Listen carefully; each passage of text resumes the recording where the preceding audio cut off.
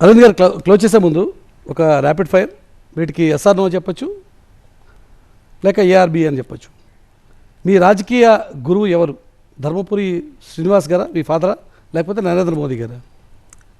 గురువు శ్రీనివాస్ గారు, ఇన్స్పిరేషన్ మోదీ గారు. ఇద్దరు. ఇన్స్పిరేషన్ మోదీ గారు, గురువు శ్రీనివాస్ గారే. మీ రాజకీయ శత్రువు ఎవరు? అసదుద్దీన్ ఓవైసీనా లేక కవిత గారా?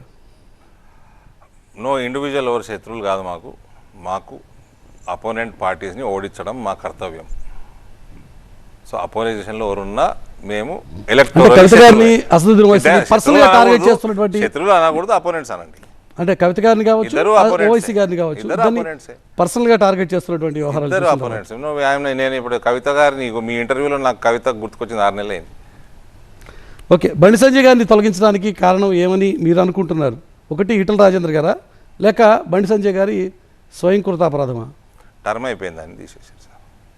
వ్యక్తులు కాదా కారణం, లేక ఆయన కాదా కారణం? టర్మ్ అయిపోయిందండి. పర్మనెంట్ ప్రెసిడెంట్ ఉంటాడు ఎవరన్నా. అరవింద్ గారి కళ్ళల్లో ఆనందం ఎప్పుడు? కవిత గారిని అరెస్ట్ చేసినప్పుడా, లేక పసుపు బోర్డు ఎస్టాబ్లిష్ అయినప్పుడా? నిజామాబాద్ పార్లమెంట్ సెగ్మెంట్లో చరిత్రలో నా పేరు నిలబడిపోయినప్పుడు. నేను గర్వంగా చెప్తా, 35 సంవత్సరాలు అనేక మంది ప్రామిసులు చేశారు, అనేక గవర్నమెంట్లు వచ్చినాయి, అనేక ఉద్యమాలు అయినాయి. సైలెంట్గా టర్మరిక్ బోర్డు తీసుకు. It was an impossible task.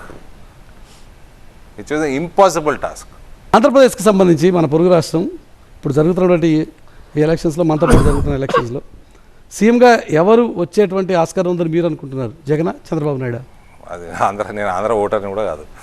Andhra ఓటర్లు డిసైడ్ చేస్తాను. నేను ఎట్లా చెప్తా? మీ అంచనా అంటే భారతీయ జనతా పార్టీతో నేను అంచనా లేలే, వేరే రాష్ట్రాల్లో అంచనా లేను. నాకున్న పని నిజామాబాద్ పార్లమెంట్ నియోజకవర్గం, కొద్ది గొప్ప తెలంగాణ. ఇక్కడ అంచనాలు ఏమంటే వేస్తాను. అంటే ఎవరు ఉండాలి, ఎవరు రావాలని మీరు కోరుకుంటున్నారు? ప్రజలు సరైన నిర్ణయం వాళ్ళే చేస్తారు. ప్రజలు కోరుకున్న వాళ్ళే రావాలా. రైట్ అరవింద్ గారు, thank you so much. TV కోసం సమయానికి అడిగిన ధన్యవాదాలు. అలాగే